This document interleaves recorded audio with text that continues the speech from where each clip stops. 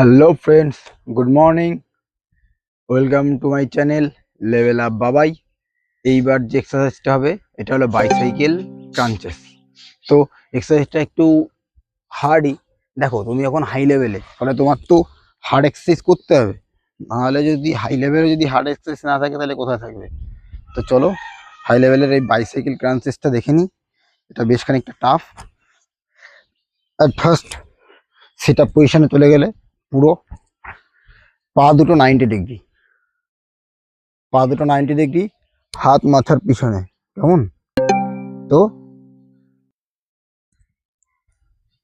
উঠে যাও কোমরের উপরে ভর দিয়ে, পা দুটো হালকা কাত হয়ে গেল। এইবার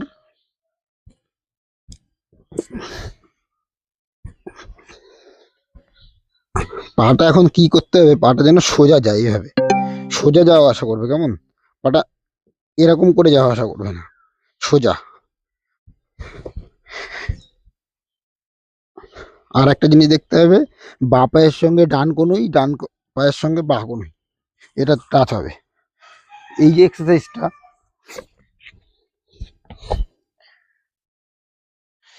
এক্সারসাইজটা, এই পেটের অবলিকিউ আর পেটের মাসেল প্যাকের উপরে সবচেয়ে বেশি কাজ করবে।